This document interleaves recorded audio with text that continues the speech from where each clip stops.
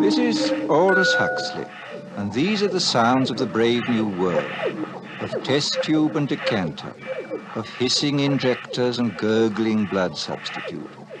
The year is AF 632, 632 years after Ford. We are inside the London Hatchery and Conditioning Centre, and this is the fertilizing room. What you just heard is what I recorded in 1956. It was for the CBS radio workshop broadcast of my novel Brave New World. The broadcast featured me, Aldous Huxley, as the narrator. Brave New World is set in the year AF 632, 600 years after Henry Ford introduced his auto assembly line and his Model T. In my novel, science and efficiency reign supreme. Brave New World is a world that deifies Henry Ford as our Lord Ford.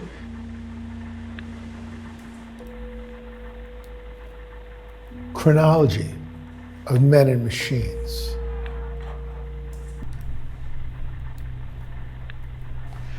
In 1937, a Titan's thugs bloody Walter Reuther. The Titan was Henry Ford. Walter is one of three brothers, Walter, Victor, and Roy. The barbarity happened as the brothers were struggling to organize Henry Ford's workers into a labor union. 4 years later, the brothers succeeded, and Henry Ford signed the contract with United Automobile Workers of America, a labor confederacy representing Ford's 100,000 employees. Citizens in my dystopian fiction are produced artificially, conditioned to belong to specific castes, alpha, beta, gamma, delta, or epsilon, and taught through hypnopedia sleep learning methods. Themes of individuality, freedom, and the dehumanizing effects of a controlled pleasure-driven culture are explored in this hellscape story of mine. I trace my novel to another novel, and to another man. The man was Samuel Butler, and the novel was Erewhon. Erewhon is an anagram. The word Erewhon is nowhere spelled backwards. A passage from nowhere follows. There is reason to hope that the machines will use us kindly, for their existence will be in a great measure dependent upon ours. They will rule us with a rod of iron, but they will not eat us. They will not only require our services in the reproduction and education of their young, but also in waiting upon them as servants, in gathering food for them and feeding them, in restoring them to health when they are sick, and in either burying their dead or working up their deceased members into new forms of mechanical existence. Chronology of Men and Machines. 1937, the year the Titan's thugs bloodied Walter Reuther. Another Titan, Alan Turing, the father of modern computer science, gave us an algorithm for an artificial intelligent mind.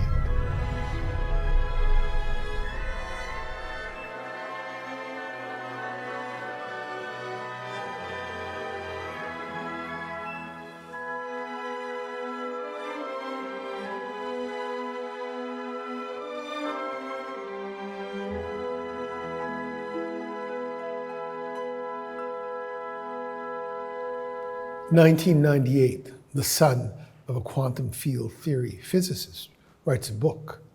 The title of his book was Darwin Among the Machines, The Evolution of Global Intelligence.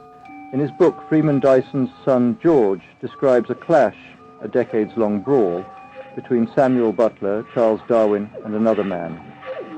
That other man, the third man in the fracas, was my grandfather Thomas Henry Huxley. Thomas Henry T.H. Huxley is ever known as Charles Darwin's bulldog. Bulldog for his unceasing advocacy of Darwin's theory of evolution. It is his badge. It is a wingman's due.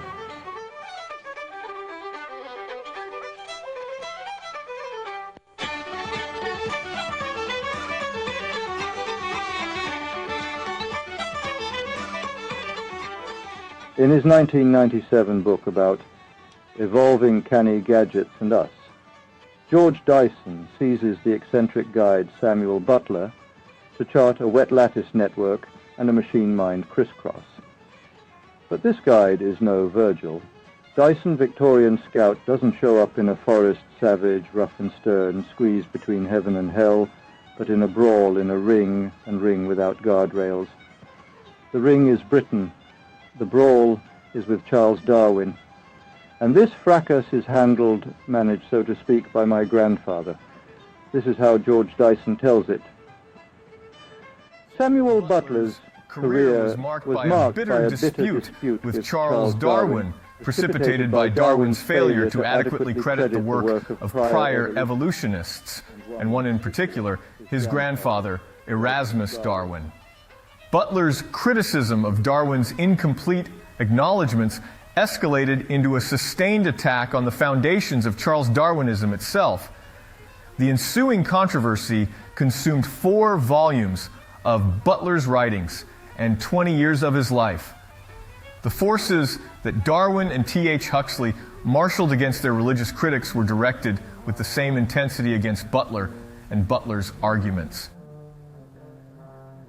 The man Henry Ford's thugs beat bloody in 1937, and who rose up and organized the auto workers knew the lines of assembly. He knew quickening automation. He knew what Mr. Henry Ford wrought. Testifying before the United States Congress in 1957, Walter Reuther called this is our trouble. This is our trouble. This is our trouble. Our Lord Ford signed the contract. The contract was with the United Automobile Workers of America. 10 years after Henry Ford's promise to recognize the humanity in an assembly line, the United Automobile Workers hired Samuel Guzzardo. Guzzardo's task was to assemble a men and machines curriculum, a syllabus for the labor union's international staff. My novel was not on the Guzzardo reading list, but Samuel Butler's Erewhon was. They will rule us with a rod of iron, but they will not eat us. But they will not eat us. But they will not eat us. But they will not. But they will not eat us. I fear none of the existing machines. What I fear is the extraordinary rapidity with which they are becoming something very different to what they are at present. No class of beings have in any time past made so rapid a movement forward. Should not that be jealously watched and checked while we can still check it? And is it not necessary for this end to destroy the more advanced of the machines which are in use at present? Some people may say that man's moral influence will suffice to rule them, but I cannot think it will ever be safe to repose much trust in the moral sense of any trust. Attack on the foundations of Charles Darwinism. Chronology of Men and Machines. 1957. Push Buttons and People is produced by the UAW Education and Citizenship Department, the department where Samuel Butler's novel, Erewhon, is taught by Samuel Guzzardo. Samuel Guzzardo is my father. Push Buttons and People opens with a disquieting voice. Machines without human beings. Machines without human beings, that uncanny spectacle is automation. A foreboding, frightening word. A word to send a shudder through a man or a woman or a child.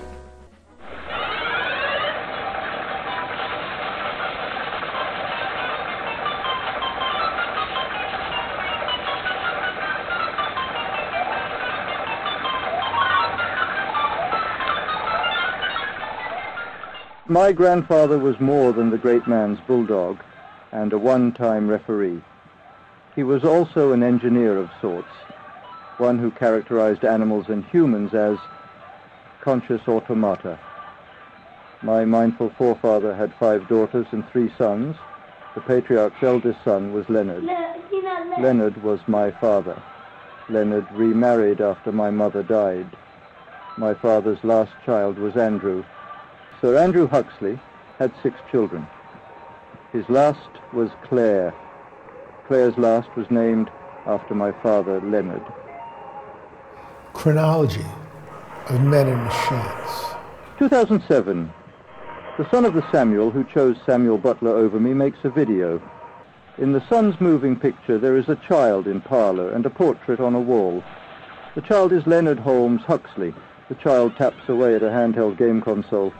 On the wall, the patriarch in a portrait looks on.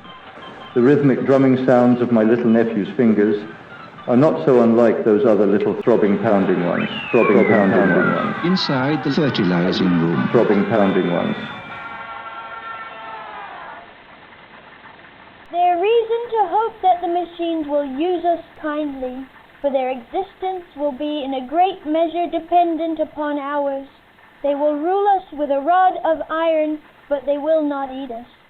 They will not only require our services in the reproduction and education of their young, but also in waiting upon them as servants, in gathering food for them and feeding them, in restoring them to health when they are sick, and in either burying their dead or working up their deceased members into new forms of mechanical existence.